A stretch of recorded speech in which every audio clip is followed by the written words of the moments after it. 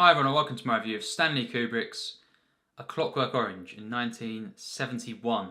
So yes, here we are, with one of the most significant reviews on my channel. You could say the most significant so far. A Clockwork Orange, of course, I've been building this one up for a while, and of course, I did do my started my Kubrick series, and stuff with 2001. For me, one of the greatest films ever made, and yes. It's another film, of course, in this set, just behind me, of course. It's in every video for a reason, this Kubrick set. He is my favourite director, and I do think he is the absolute greatest of all time, personally. And yes, he made very few films, really, 11 kind of main feature films that people kind of, are talking about and stuff within the rankings mainly. But yes, this film, of course, is definitely his most controversial, and yes, of course, it's been a few months since I last done a Kubrick review with Dr. Strangelove, I believe, and yes, we're here with the next one after 2001, A Clockwork Orange. This film, this is a spoilers review, definitely so, and yes, we'll talk a little bit about, this is probably going to be a long review. We'll talk about the kind of history of it. It did get released, in '71. Shortly after that, there was kind of these massively controversial, apparent copycat crimes, committed in the UK and stuff. And yes, eventually it led not to the banning of the film in a traditional sense, but Kubrick himself actually withdrawing, this from the UK cinemas. It's just the UK that this was banned in, really. And yes, for so many years until, of course, his death, and I'd heard about this because, of course, living in Britain and stuff, and I'm sure everyone has really heard of it, but I'd heard about this as a young kid, really, just hearing the name of Clockwork Orange, and, of course, as a kid as well, a younger kid, you get interested in things that are banned and stuff, and yes, it wasn't until, I was 17 that I actually sat down and watched this film. It was on TV, I taped it and stuff, and yes, I had seen previously, of course, The Shining when I was around about, it was one of the first horror films I ever saw, one of my favourite films, Full Metal Jacket and Spartacus. Those were the three films that I'd seen from Kubrick, before Clockwork Orange. The reason that I bought this set so quickly, one of my first Blu-rays that I got was A Clockwork Orange. I watched this, I'd heard it was disturbing, I'd heard about it being banned, I knew kind of snippets of what this was kind of about, but wow, this is probably the biggest, most significant film ever for me in terms of, realising fully, kind of just everything in cinema, and, could be the most significant kind of, moment where I became just the next level of obsessed, passionate about cinema, and just, filmmaking, and actually wanting to pursue this. So really, A Clockwork Orange could be, the most significant kind of turning point really ever for me. Not that it's my absolute favourite film, not even standalone. We'll get to that at some point, and not quite the greatest, but for me, well into the top 10 films ever made. Actually, it's in the top 5, and actually, in terms of standalone films, the second greatest in the history of cinema, in my opinion. This is the greatest film, in my opinion, that I've reviewed on this channel. And yes, when I sat down to watch this, I was shocked. Of course, the opening stare down, not even that, the colours used in the credits, the kind of, the weird, just very, very basic primary colours and stuff, has such a weird effect, a jarring effect. Never seen this in a film, and, I watched this, just straight away setting the kind of different feel that this film has. You're straight into that stare, and of course the music sets the tone. It's the use of music in this film, but yes, you have that stare, you have that zoom out. Kind of what Kubrick mastered more than anyone. These zooms in cinema, especially these zoom outs. This is another level of filmmaking. And yes, you have Alex DeLarge, played by Malcolm McDowell, and possibly the greatest performance in the history of cinema. Not my absolute favourite actor, or not one of my top 5, like Chaplin stuff, but this is the performance, from an actor that could be the best. It's very, very hard to say, in terms of what is the best performance. The Deer Hunter with De Niro, you could say City Lights with Chaplin, you could you could say, quite a lot of films, Jimmy Stewart and It's a Wonderful Life, Peter O'Toole, Lawrence of Arabia. But this film, could be more than any of the performances I've seen, the greatest. The array of emotions that is portrayed in this film, how it goes to one end of the spectrum, and then very very subtle as well. This is something else, and I was reeled in with this narration. Of course, the film is about Alex, who is a teenager, of course, and his droogs, and it's set in dystopian kind of vision of Britain. Nadsat is the main kind of language used by these youths. It's kind of a subculture kind of thing, and yes, the novel, of course, Anthony Burgess this is such a unique creation, and it's very very hard to bring this to the screen and actually allow it to be somewhat of kind of something you can actually understand what's going on. But it's the perfect place for this, cinema, where you can use narration, as well, and just visual storytelling. For me, this is just one of the greatest kind of screenplays of all time, written by Kubrick himself. And yes, I got drawn into this, and the first 45 minutes, actually 43 minutes of the film, wow, this is mind blowing. This is something that completely, I did not know what I was seeing really at first. All I knew is, it's some of the greatest stuff I've ever witnessed, possibly the most shocking stuff I've ever witnessed, and just the greatest, kind of edited sequences I've ever witnessed. This is definitely, for me, hands down the best editing in film, greater than 2001 or any other Kubrick films. So that's definitely the top for me. Better than Lawrence of Arabia. All these films, for me, this is the best editing in cinema. You see, this gang, and this is very very controversial. We'll get to the kind of themes and how I interpret them, of course, in a minute. But yes, just visually, the use of slow motion, the violence in the film, the way that Kubrick masterfully constructs, the kind of the action scene, the fight scenes in the film, and the way you see so much going on. There's so much going on in this first 40 minutes. You have kind of a Shakespearean arc, just these power struggles within these four characters really. Alex and his droogs, especially involving Dim. It's so complex. The character of Dim, and yes, you have all this going on. You have this operatic, the use of music, the slow motion, the greatest use of slow motion in film for me. You have speed ups, you have all this stuff. You're introduced to this character who, for me, in terms of a standalone film, this is the second best, possibly, narrative, a character arc in film. And just this weird charm as well, the kind of, the feel that you get, that I got when it first, you see Alex just walking, in his apartment block and going to his room to kind of just, it's such a bizarre moment, but when, of course, he listens to the music, Beethoven, of course, and just kind of tries to relax and stuff, you see all his possessions, you see everything, he's taken. This is how you do exposition through visual storytelling. You see, past things he's taken, money, different items. You see that he's got a pet snake who he loves, and it's something that I think for me this is probably the best written character in cinema, and the best the character that is best kind of exposed through visuals, narration, all these elements that you kind of use in cinema to tell a story, and this also, it does have some moments that kind of resemble silent cinema. We'll get to the one that really Kubrick, returns to this kind of silent cinema the most. We'll get to that, but this film as well, it kind of resembles that at times, and just I think this is just literally the best achievement, in terms of how you write a character, how a performance, brings out this character's emotions in every sense, and this odd kind of this charm to this performance, that just, wow, it makes for such a complex character. And as I say, the way you see his room and everything, and just get to know this character, this could not have been better. It's just how you develop a character. It just doesn't get much better than this. And I think the character study, it cannot go deeper than this. It really is possibly the greatest character study in cinema.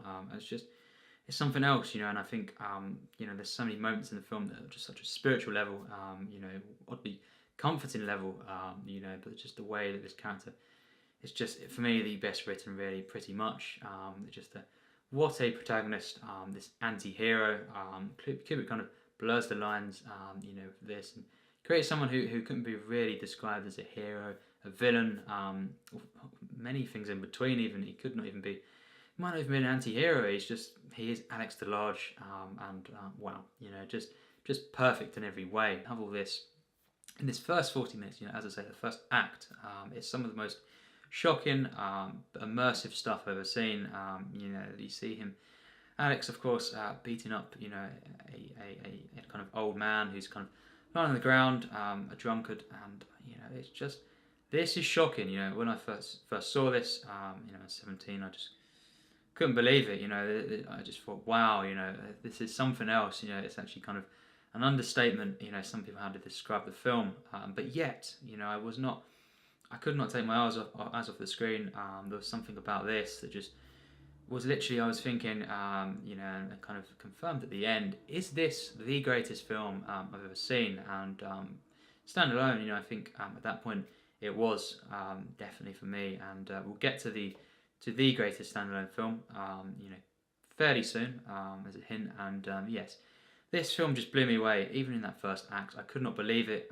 And then the film changes. You know, you come to realise what this film is really about, and therein lies the genius. Just, you know, this is something that explores free will, you know, kind of the moral choices of oneself, and just completely examining thoroughly, you know, kind of crime, and just, you know, psychology of everything involved, humanity, and of course government control. This is the most unique film in this sense. In terms of political films, if you want to call it that, this is the height. I've never been kind of, you know, kind of moved by a film like this that's politically involved ever.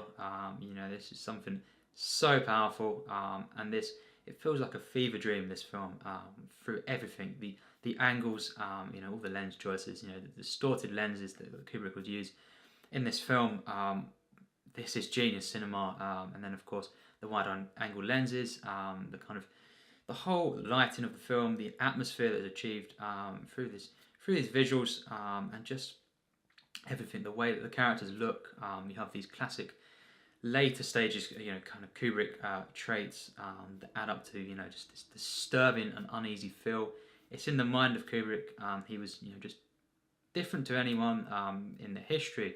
And yes, you know, there's something about this, you know, it's like 2001 and The Shining, you know, these sort of films, Eyes Wide Shut, where it's just so intense, and it's just through everything, you know, just everything he can do within cinema, he does. You know, he stretches the medium, and you know, he's definitely, for me, hands down, the greatest filmmaker, you know, that's ever lived. And yes, my number one pick for the best. You know, this is genius stuff. Then, of course, Alex kind of gets captured by the police from killing this lady, the cat lady, as she's referred to, and then of course his droogs abandon him. They kind of set him up in some ways, and he's put into this institution. This is when, of course, the film Kubrick explores institutions, and then of course, you know, the real kind of character study of Alex, and the whole kind of point of the film comes across. Of course, he, after 2 years, you know, and you've got a wonderful supporting cast here of Stephen Berkoff, Patrick Magee, you know, just so many great actors here, in a few of his other ones, including Barry Lyndon, and yes, just wow, you know, this is something that, you know, I started to feel so much for this character, because it doesn't make it right, you know, the fact that yes, of course, he was a criminal and he done horrible stuff, despicable stuff, you know, rape, all this kind of stuff, but then the point is, it doesn't make it right by the government and these institutions kind of controlling these people in such ways that it's basically completely dehumanizing them and making them, you know, robots, kind of thing, and just taking away any sort of free will, moral choice, and that is explored, you know, through faith in the film as well. You've got so much packed into this. You've actually got, you know, kind of very, very controversial, I can see, kind of, you know, kind of take on Jesus stuff there as well. You know, I can see how this is controversial. You know, how many people would be outraged at the film. You know, this is for me, the most controversial film, just in terms of you look back in the history and just how, big scale this, it's not something as well like Texas Chainsaw, that is, it's a horror film as well. This is one of the biggest films by, one of the biggest directors, and it affected everything really. Of course, he did eventually withdraw it because, eventually he got death threats to his family. It's just such a shame, that everyone took this out of context. Even Roger Ebert, they would say, a kind of a mess, ideological mess, and basically, a lot of people hate the film to this day. And for me, I can understand it's controversial, but I don't quite get, how this can be called a bad film, anything but. Just this arc that takes place, the transformation of Alex is something else. This film, of course, they try to do these techniques, the Ludovico technique, the treatment, where of course Alex is subjected to these, violent films and stuff, involving a lot of stuff here. Again, very very controversial, and stuff that they think through these, this medication as well and injections, they try and make him feel sick. So when he's seeing violence and sex and stuff on the screen, he starts to feel sick. So then, of course, he will never act, like this in public again. He won't be a kind of a threat to anyone when he's released. And yes, of course, basically, eventually he does get released, of course, from this institution. He's back on the streets, and then he goes to see his parents, all this stuff. And then you just have one of the most disturbing moments as well, when you see some of his fellow droogs, how they've become policemen.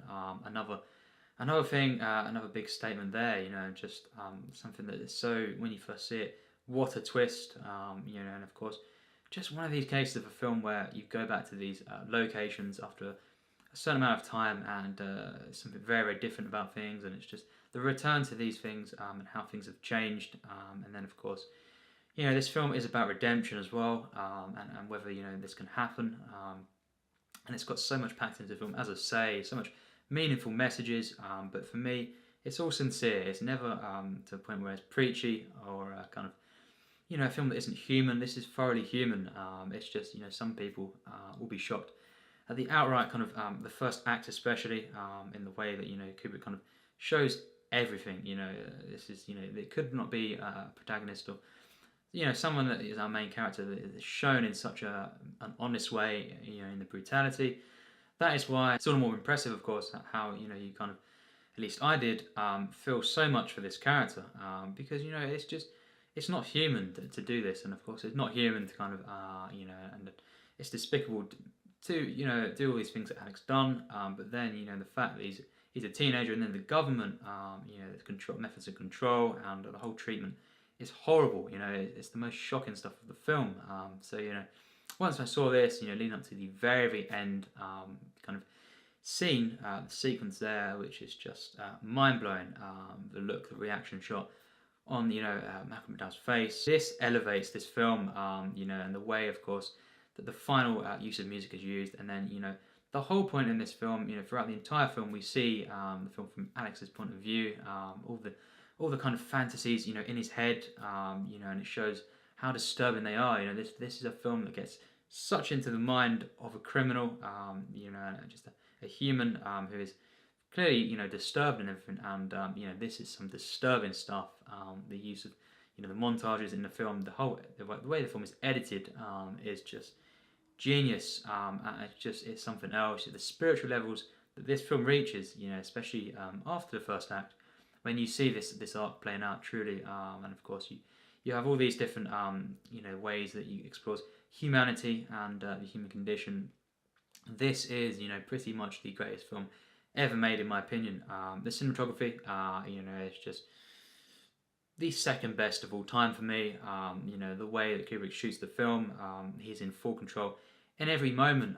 For me, every frame of the film is perfection. The editing, of course, it's just perfection. It's the best in cinema for me. Not for a single moment is this not directed, to perfection. This is the most, for me, the most Kubrick, Kubrick film. And just, of course, once I got this, this set, after, watching A Clockwork Orange, I went and watched, Barry Lyndon, 2001. Eventually all the other, Eyes Wide Shut, so Clockwork Orange was the one that really, in terms of just Stanley Kubrick, it was this point where he did, kind of reach my very, very favourites, and pretty much my favourite at that point. I saw all his work, and there was no doubt in my mind that he is the greatest of all time. This film is loved by many. It's hated by some, definitely, but most people do, kind of see the genius in the film, and it's something that is so powerful. But then, here's the point: it is actually at times one of the most hilarious films. Yeah, it is, shockingly. Despite its subject matter, and this is genius to do this. It satirises many different things, including the government, just in general, but different institutions. Of course, the kind of the prison guards and stuff, how they act in the film. This is a complete satire as well, about all these things that, in society, and just family life as well. The kind of roles in the family, and just everything in the film. It's satirized at one point, and just this is just genius stuff. Visually, through the script, the narration is perfect. Of course, it's by Alex, because it's his point of view this entire film, and the narration for me is the greatest in film. It's the most hauntingly poetic, you could say, and it's just, there's something else about the way that you feel, you see things, and you hear things through Alex's thoughts. They're so unique, this film. The narration, hands down, the best for me, and Kubrick would do some of the best narrations in film. Barry Lyndon as well, and yes, this one for me is his best in terms of that. And then you get into the third act of the film, which, as I say, after the prison and stuff, the institutions, this is, when it's really such a tragedy again, and it's just, when that ending shot, comes on, what I witnessed, I could not believe it. I've now seen the film probably about 5 times since that 2014 viewing, which is when I first saw it, around about May or June, actually. Yeah, it was June, actually, yes, that I first saw it. 2014, so nearly 5 years ago. I've seen it 5 other times since, on top of that, including this time. So yes, it's become, just a film that it's such an inspiration for me, and one that I am completely obsessed with.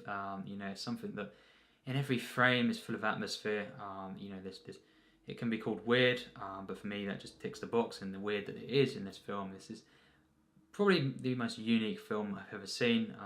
Just in terms of the tone of the film, and just the way the film is shot, edited, and it pretty much tops everything I've ever seen. And if you've not seen the film, of course, I couldn't recommend it more. I'd say the perfect age would be 15 upwards, really. I saw it when I was 17, but yes, maybe not when you're less than 10 and stuff. I wouldn't say that would be advised, really, because as well, not just the disturbing nature, but kind of maybe not appreciate the film fully at that point. But yes, this for me, it's just perfect, in every sense. And as I've said, kind of in this review, the most operatic film possibly for me is A Clockwork Orange. This is, for me, a step up from 2001: A Space Odyssey. People may find that shocking, but for me, the use of music in this film is actually a step up, even more so. This is more operatic. The use of music, the music used in the film is to even greater effect, in my opinion. The greatest use of music in a film ever, and this is all kind of pre-existing pretty much, but Wendy Carlos, of course, would do different arrangements, involving synthesizers and stuff, and it has this kind of just this unique and genius kind of blend of kind of futuristic sounds and traditional, of course, classical music is kind of mixed in different ways that it sounds futuristic. This is such a unique kind of blend, and this is a fantasy film, and sci-fi at once. It's something that just defines what I always talk about, which is blending fantasy with reality in film, because you've got all these kind of rooted, grounded themes in these, of course, British locations. So it's this very, very kind of just above, what we kind of see, and of course all the different sets, in the Corri Milk Bar, all these sets, they have such, surreal, kind of feels, and the use of colours in the film, again, probably the best in film. This is literally defines cinema. It literally tops anything pretty much I've ever seen. You know, in so many regards. I've given this film so many accolades just in this review alone, and I will be doing, you know, analysis reviews videos in the future. But yes, you know, I think just the whole look of the film, you know, the feel of the film. This is just perfection in my eyes. The feel I get just from these surreal sets, you know, as I say, just the way that Kubrick, you know, immerses me in this the most unique world that I've seen in cinema. You know, this is something else. The way he does this, as I've said, through the sets, through the you know, the acting, of course, as well. You know, the language that is used in the film, the unique Nadsat kind of language, kind of a mix between Russian and English language slang. It's so unique, and you know, something that was brought perfectly to the screen. This is something that is just so unique, so rich. You know, something that allows me to completely straight away, you know, kind of get sucked in from that final. The first image, of course, you know, just get sucked in from this, and just through this narration, this odd feel this film has. You know, I was never for a point leaving this experience, and this is something that is so perfectly achieved. This is genius stuff. To be able to immerse me more than pretty much any, you know, film world that I've been in. You know, it's something that feels similar, as I've said, but it feels so, you know, kind of you know, different to anything. You know, it's completely a fantasy kind of sci-fi experience. But something, you know, of course, that has themes, you know, and you know, kind of emotions that are so linked to, you know, something that I can connect to. You know, and this is the perfect world building, you know, in a film, and you know, just, you know, kind of, you lose sense of time, you lose sense of anything in this film. It's just what is, you know, being seen within the film, what you're feeling. Nothing else matters other than your inner, you know, emotions. And this is something that is so powerful, and so, as I say, this world that he creates, Stanley Kubrick, you know, the tone that's set, it's just something that it never breaks my immersion from, you know, throughout the entire film, and it's something that truly is, in that sense, you know, a complete and, you know, genius work of cinema. You know, it's just something else. You know, just it's kind of just this fantasy film, especially in the first half, and then of course it is a sci-fi film. It's so many things. You know, a satire, you know, a crime film that's just so powerful. You know, the use of editing to create these mind-blowing sequences. You know, the slow motion. You know, the flat block marina scene. You know, this is, you know, when they're kind of walking along in slow motion in the first act. For me, it's one of the greatest moments. Right up there, it could be the greatest moment in cinema. Wow, you know, that is just, it's something I've seen, you know, I've rewatched and stuff over the years since, just over and over at times, because it's just so genius. You know, it's such a kind of mind-blowing sequence, and when I first saw it, I could not believe it. You know, Kubrick is in more control here than anyone's ever been, for me personally, with a film, and just in terms of the visual storytelling. You know, he was, you know, and is the master for me. This I can understand completely how some people would say this is the best film that he made. Not quite, for me. You know, I saw this film and I thought, of course, you know, this is never going to be topped. I don't imagine 2001 would be better. I watched that, I didn't quite think so, although it's probably in the top 10 films I've ever seen as well, in quality. But then, of course, I watched another film by Kubrick, of course, that was made after this. We'll get to that, and, you know, this film, you know, shockingly, was topped, in my opinion, and we will get to that film, you know, eventually. But yes, this film, you know, in every sense, is a magnum opus. You know, there's nothing, you know, that there's a flaw. It's beyond perfection. You know, this is a film that just trumps pretty much anything I've ever seen. In terms of standalone, this is the second best film I've ever seen. You know, it's in my top 5 favourites. Yes, it is the greatest film that I think I've reviewed on my channel. You know, I previously said that last year with Dances with Wolves. You know, I think, what do I prefer? You'll find out on the list. You know, I've probably said that to some people, but yes, what do I think is the best film I've reviewed? This takes the edge. You know, this is just the greatest film that I've reviewed, and in every sense. Patrick Magee, all these supporting cast, it's just something else. Wow, what an achievement this is. Every single performance, and this is kind of such a satire.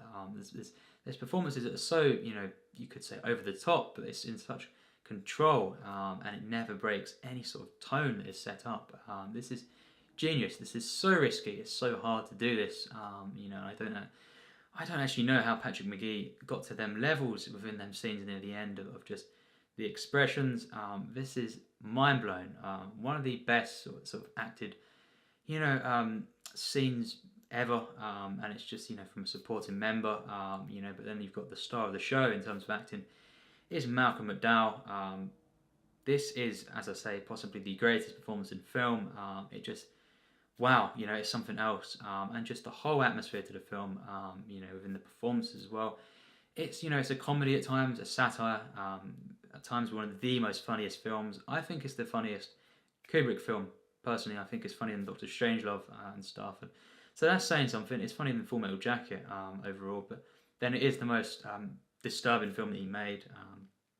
For me, I think Eyes Wide Shut and The Shining, you could argue that as well, but this for me overall is the most disturbing. It's just everything that's used, the lighting, the kind of angles, everything, the offbeat angles, the low camera shots, everything, the way that the camera is literally chucked out the window as well. All these, it's just Kubrick uses every single technique, in cinema to create, a film that just trumps everything really for me in cinema. As I say, only one standalone film is better that I've seen before. We'll get to that, of course. It was made by Kubrick. So yes, this guy, a genius, and A Clockwork Orange, of course, gets 100% plus. Tier S. Literally, this was one of the films that made me to a next level of obsession and passion for cinema back when I saw it. In 2014, you could say that's when my second stage of my journey in film really began. And of course, I saw, a film that he made after this, and that, went to an even higher level for me, the heights pretty much of cinema, which is, I couldn't believe it could happen. It happened within a few weeks once I got this set. So yeah, it's something else. But then this film, it's one of the only ones that film does not kind of blow out the park in some ways, just in many ways, basically this film, it's kind of on the level, as I've said, it's the best editing and stuff for me, this film, and possibly the best performance, the use of music throughout, the classical music used, this is how Kubrick does it. There was no one in the history for me that used existing music as good as Kubrick, personally for me, to elevate, to just say things about, he knew that films should act more in the line of music than anything, than novels or anything like that, in terms of the way that the film, kind of structured at times, it's operatic, it's kind of like symphonies, movements from the symphonies, and then of course you've got these, these pieces by, Beethoven, you've got the Thieving Magpie, wow, the way that's used, just truly epic, truly something that just blows the mind, but this is something that it was taken out of context, definitely I think, it's not a film that I feel is really taking any sides, it's not an offensive film, I don't feel, but I understand how some people would be offended, it has got a lot of pretty much the most controversial stuff I've ever seen in a film, this is something else, the most bold film I've ever seen, hands down, and it's just, there's something about this, it's haunting, it truly is, but it's a beautiful film. I'm not going to deny this is very nearly the most beautiful film in terms of humanity, the sincerity to everything, the balanced out kind of argument, you could say, if there is one in the film, the way that it explores free will, one's moral choices, the way it goes to spiritual heights, this film elevates, and it's just one of the most powerful things, what happens to this character, but of course, the way it explores crime against, with these different, innocence as well. It's just an experience that it isn't biased at all, I don't feel, and for me, it just is one of the very, very best films, as I've said, the second best standalone in cinema. There is nothing that really is more of a turning point for me than, in my terms of my cinematic journey. Just in filmmaking, this is a film to watch that just can inspire, so much. And it's a film that I will never, I can't ever, kind of be more, impressed with a film than this. Basically, the only other film that I've seen Stanley, as I say, is another Kubrick that's better than this, but this is literally the heights of cinema. This is what the cinema is. It's a film that is so bold. It's so controversial, but wow, this is one of the most human films. It's so powerful. It's kind of, as I say, the probably possibly very nearly the greatest character arc, the best use of music, the best editing, possibly the best central performance I've ever seen. This is mind blowing. It's a haunting, beautiful film for me that just it says so much about humanity and government control. Free will. It's something that's truly disturbing. It's a satire at times. There's no denying it. We can't deny it. It's one of the funniest films at times, but it's so powerful with subject matter that it's just it's horrible at times. What this kind of what this shows. But just the way that Kubrick kind of involves me as well. This is just one of the most immersive films. It's something that I'm fully compelled by from start to finish, whether or not Of course, this is not a character that is Alex, who is made to be sympathetic. You just kind of do, or at least I do, kind of feel things because it's just to be human. You have to you can't just be one-sided in that sense. And it's shown this does not make it right. It doesn't allow this to happen. This level of control to dehumanize people completely. And then of course, in the end, that is something that just flips the film.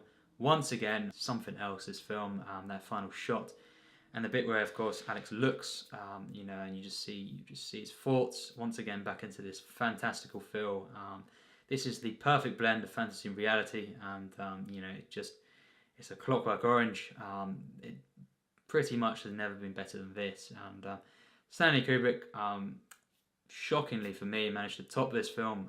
We'll get to that film, but Clockwork Orange. Is an absolute magnum opus. It's one of the reasons why I created the TRS rating. The origins of this TRS, was very, very started off with just a few films that I thought I have to give a special rating to these. This was one of them, one of the kind of less than 10 actually in the very, very early stages. So it's a special film, and I think it's the best film that I've reviewed on my channel, in my top 5 favourites of all time. The second best standalone film. Second best Kubrick, all these accolades. I will be doing more videos on this in the future, but wow. A Clockwork Orange is an absolute magnum opus. This is mind-blowing. This is cinema, and yes. Tell me your thoughts in the comments. Very controversial film, that I just think, it can only be described as absolute genius, and just, this is what cinema is about for me. It just means so much to me. It's one of the most compelling films, and just truly something else that it does not resemble anything that I've ever seen. So yes, thanks for watching my review.